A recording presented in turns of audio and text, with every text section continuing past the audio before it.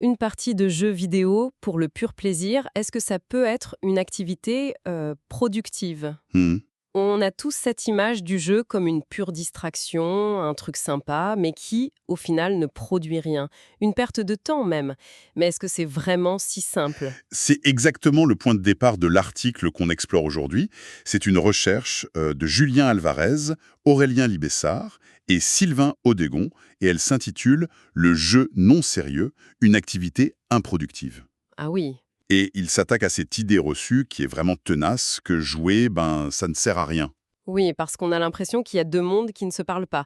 D'un côté, on entend de plus en plus parler des serious games, Mhm. ces jeux conçus exprès pour former, pour soigner, pour éduquer, bref, des jeux avec un but utile, quoi. Et de l'autre, on a la vision quasi philosophique du jeu, celle du sociologue Roger Caillos, qui, dès 1958, a posé une définition qui a fait date.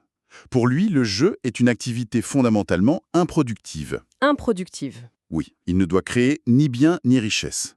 C'est une parenthèse enchantée mais stérile. Donc on a ce grand mur. D'un côté, les jeux sérieux, qui produisent quelque chose, et de l'autre, les jeux pour le fun, qui seraient par définition inutiles. C'est ça. Le pari de cet article, si je comprends bien, c'est de voir si ce mur n'est pas une illusion. Un jeu de pur divertissement peut-il nous enrichir? Et si oui, qu'est-ce que ça change? Ben, ça change tout, parce que ça voudrait dire que la frontière, elle n'est pas dans l'objet, mais dans ce qu'on en fait. Et on va voir que la réalité est bien plus floue et bien plus intéressante. D'accord, alors plongeons là-dedans. Pour commencer, il faut qu'on soit au clair sur les termes. Un serious game, ça sonne un peu comme un oxymore. Oui, Une guerre propre, ce genre de choses. Qu'est-ce que ça veut dire un jeu sérieux? c'est la première chose que l'article clarifie. Le mot sérieux est un peu trompeur. Il ne veut pas dire ennuyeux ou austère. D'accord. Il faut le comprendre au sens d'utilitaire ou de productif, comme le propose le chercheur Étienne Arman Amato. L'idée, c'est que l'objectif premier du jeu n'est pas le divertissement.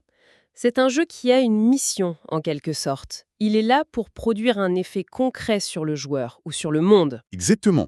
Il vise à opérer une transformation, améliorer une compétence avec un simulateur de vol, aider à surmonter une phobie, faire comprendre un phénomène complexe. L'intention de produire quelque chose est là, dès la conception. Et il y a une subtilité de langage que l'article soulève entre le français et l'anglais qui est apparemment cruciale. Oui, c'est un point très juste. En anglais, game désigne l'objet, le logiciel, la boîte. L'artefact. Voilà. En français, le mot jeu est plus large. Il peut désigner l'objet, le jeu d'échecs, mais aussi l'activité, une partie d'échecs. Ah oui. Du coup, pour être précis, les auteurs font ce choix. Ils utilisent serious game en anglais pour parler de l'objet. Et ils parlent de jeu sérieux en français pour englober l'objet et l'activité. D'accord, la distinction est claire. Donc si on suit leur logique, on analyse d'abord l'objet.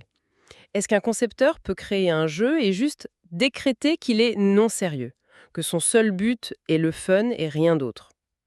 En théorie, oui, c'est une question d'intention. Les créateurs peuvent dire «notre seul objectif, c'est le divertissement. Point». L'intention est fixée, elle est inscrite dans le cahier des charges. Ok, Sur ce plan-là, un artefact non sérieux peut exister. voilà. Mais c'est là que ça devient passionnant, parce qu'un jeu, ça n'existe vraiment que quand quelqu'un y joue. Qu'est-ce qui se passe quand on passe de l'intention du créateur à la réalité du joueur, hein? C'est là que tout l'édifice s'effondre. L'article insiste là-dessus. Il y a presque toujours un décalage, un fossé entre ce pourquoi le jeu a été conçu et ce que la personne en fait réellement. Le joueur se réapproprie l'objet. Il le détourne. Il n'est pas un simple récepteur passif. Et l'article donne des exemples qui illustrent ça de manière assez spectaculaire. Oui, dans les deux sens. D'abord, un jeu sérieux qui perd complètement son sérieux. Ils prennent l'exemple de September the 12th. C'est un jeu de Gonzalo Frasca pour faire réfléchir aux conséquences civiles des frappes militaires post-11 de septembre. Une intention très sérieuse pour le coup. Tout à fait, et les chercheurs l'ont mis entre les mains d'enfants qui n'avaient aucune connaissance du contexte historique. Ah, et donc, Pour eux, ce n'était pas un commentaire sur la géopolitique. C'est devenu un simple jeu de destruction, un défouloir où on s'amuse à tout faire exploser. l'intention de l'auteur a été complètement court-circuitée. Totalement. Le jeu sérieux est devenu un simple divertissement. D'accord, on peut donc désamorcer un jeu sérieux, mais ça me semble plus difficile de faire l'inverse. Je veux dire, comment est-ce qu'un prof peut justifier de faire jouer ses élèves à SimCity pendant les heures de cours? Est-ce que ça marche vraiment? Non seulement ça marche, mais c'est un phénomène que l'article nomme le serious diverting. Le détournement sérieux. Exactement. L'exemple qu'il donne est celui d'Yvon Hochet, un enseignant qui utilise le jeu de gestion de ville SimCity 2000 dans ses cours de géographie. Alors que le jeu n'a jamais été pensé comme un outil pédagogique. Je vois déjà la tête des parents limo. Alors tu as appris quoi à l'école aujourd'hui? J'ai construit une centrale nucléaire à côté d'une école primaire. C'est un peu ça. Mais en réalité, ils s'en servent pour illustrer des concepts très concrets d'urbanisme, de gestion des ressources, de flux de population. D'accord. L'objet, SimCity, est un pur divertissement, mais l'activité encadrée par l'enseignant devient un jeu sérieux. Ce double exemple montre bien que la frontière est poreuse, elle dépend de l'usage. C'est fou comme idée, que le joueur a presque plus de pouvoir que le créateur sur le sens du jeu. Mais si on pousse la logique, si n'importe quel jeu peut être productif, on produit quoi exactement? Et surtout, cet enrichissement, il va dans la poche de qui? Excellente question. L'analyse se penche là-dessus en distinguant d'abord les bénéfices pour le joueur de ceux pour l'entrepreneur, comme disait Caillos. Le concepteur. Voilà. Et parfois, le bénéfice n'est pas du tout pour la personne qui joue. Ah, comment ça? L'article prend l'exemple des data games. Le cas cité est Quantum Physics. Ça se présente comme un jeu de tir assez classique. Sauf qu'en réalité, les actions des joueurs, Oui. qui consistent à trouver et détruire des éléments similaires, aident des chercheurs en mécanique quantique de l'université Heriot-Watt à résoudre des équations extrêmement complexes. Attendez, donc des milliers de gens jouent à un shooter en pensant juste se défouler, mais en fait ils sont des assistants de laboratoire non rémunérés pour des physiciens quantiques. Et c'est ça? C'est à la fois génial et un peu sournois. C'est exactement ça. Il y a une création de richesse, de données scientifiques, ce qui contredit directement Caillot, mais le bénéficiaire principal, c'est le laboratoire. D'accord. Pour vraiment remettre en cause l'idée de Caillot, il faut trouver des cas où le bénéfice est direct, tangible, et pour la personne qui joue. Comme les jeux pour la santé par exemple. Les Health Games. Là, c'est difficile de nier que le bénéfice revient au patient. Précisément, l'article cite des jeux comme X-Torp ou Hammer and Planks qui sont utilisés en rééducation pour stimuler les capacités cognitives ou physiques. Le gain, l'amélioration de la santé, est clairement et directement pour le joueur. Ok, c'est évident pour les jeux conçus avec une intention utilitaire. Mais revenons à notre question de départ. Comment prouver qu'un jeu de pur divertissement, un jeu d'action qui n'a d'autre but que d'amuser, nous rend meilleurs? Ça ressemble un peu à une excuse qu'on se donnerait pour passer des heures devant un écran. C'est là que l'article sort un outil d'analyse très puissant, le système ESSAR. C'est une grille, développée à l'origine par Denis Garon, pour classifier les jeux en fonction des compétences qu'ils mobilisent. Ok. Et ils ont appliqué cette grille à un jeu qui, a priori, n'a rien de cérébral. Lego Batman. Lego Batman. On ne peut pas faire plus simple comme jeu. Casser des briques, construire des trucs. Alors, qu'est-ce que ça donne une analyse sérieuse d'un jeu pas sérieux du tout? Le résultat est bluffant. L'analyse montre que même ce jeu mobilise un éventail très large d'habiletés. Cognitive. Le raisonnement, la différenciation spatiale, Fonctionnelle. la coordination œil-main. Sociale. Le jeu peut être coopératif ou compétitif. Même langagière, j'imagine. Oui, langagière, il faut décoder des messages. Donc, si je comprends dire, même un jeu qui a l'air bête comme Lego Batman est en fait une sorte de salle de sport pour le cerveau. C'est ça. La grande idée, c'est que le simple fait de jouer, c'est déjà s'entraîner, qu'on le veuille ou non. C'est l'hypothèse centrale. Et elle n'est pas juste théorique. Elle est soutenue par des dizaines d'études scientifiques que l'article compile. C'est là qu'on passe de l'intuition à la preuve empirique. Et certaines de ces études sont assez contre-intuitives. Oui. Il y a par exemple les travaux de Jacques Perriot qui montrent que les jeux vidéo développent le raisonnement abductif. Le raisonnement, quoi. Abductif.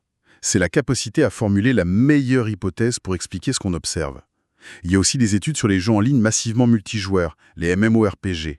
Attendez une seconde. Comparer la gestion d'une guilde dans World of Warcraft à du management en entreprise, ce n'est pas un peu exagéré, hein?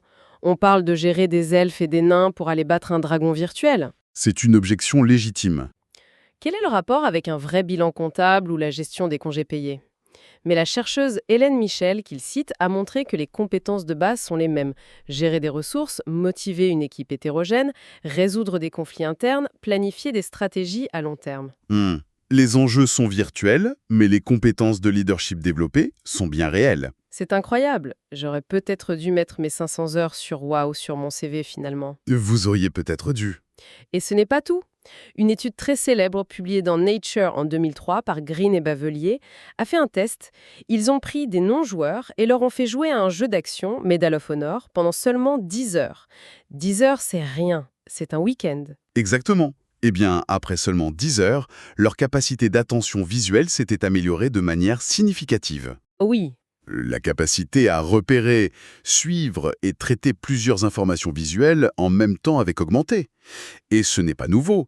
L'article rappelle que dès 1986, Sherry Turkle montrait déjà que même Pac-Man permettait d'acquérir des compétences. L'accumulation de preuves est massive. D'accord, je suis convaincue. Le potentiel de bénéfice est bien réel. Mais tout ça me semble un peu trop beau. On ne parle que des gains. On sait tous qu'une activité comporte des risques. Est-ce que l'article ignore complètement le revers de la médaille, les déficits potentiels? Non, et c'est ce qui rend l'analyse honnête. Pour être complet, il faut regarder les deux côtés de la balance. L'article aborde la notion de déficit en commençant par des cas extrêmes. Ah, Il les appelle les jeux paradoxaux. comme la roulette russe ou le tristement célèbre jeu du foulard? Voilà. Ce sont des jeux où le risque est si démesuré par rapport au gain potentiel qu'il est irrationnel de jouer. Le déficit, c'est la mort. Le bilan est forcément négatif. Et en dehors de ces cas extrêmes? Il y a des risques plus banals. Dans n'importe quel sport, il y a un risque de blessure physique. C'est un déficit.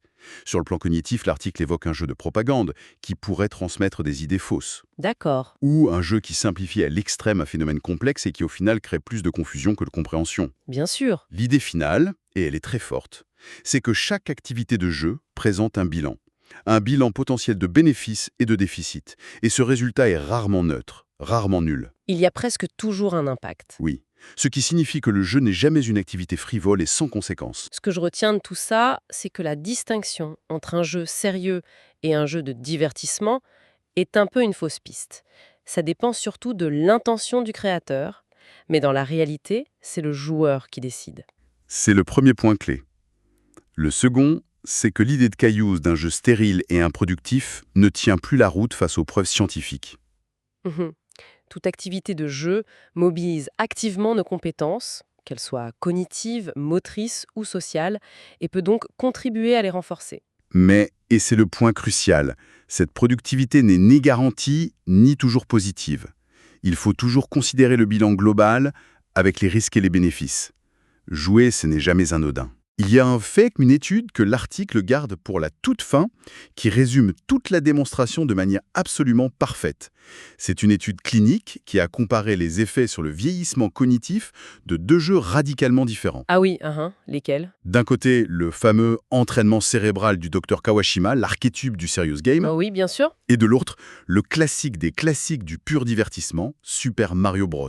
Un jeu d'entraînement cérébral contre Super Mario pour voir lequel est le meilleur pour les fonctions cognitives de personnes âgées.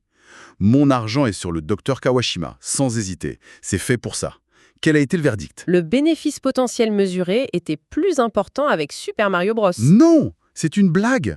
Le plombier a battu le neuroscientifique. Il l'a battu. Et ça montre de manière éclatante que l'étiquette sérieux collée sur la boîte ne garantit absolument rien. C'est la complexité de l'activité, l'engagement qu'elle demande, qui compte, pas l'intention affichée par le concepteur. C'est une conclusion incroyablement forte. L'article conclut d'ailleurs en disant qu'il faudrait explorer beaucoup plus ce fameux détournement sérieux des jeux qui existent déjà. Oui, Et ça ouvre une piste de réflexion assez vertigineuse pour chacun d'entre nous. absolument. Si on accepte que n'importe quel jeu, même le plus simple jeu de plateforme, peut être un outil d'apprentissage, un levier d'amélioration personnelle, ça change complètement la façon de regarder sa bibliothèque de jeux. Ce n'est plus juste une liste de distractions. Non, c'est une boîte à outils potentielle. La question n'est plus seulement à quoi ai-je envie de jouer ce soir pour me détendre, mais peut-être aussi quelles compétences ai-je envie d'entraîner tout en m'amusant.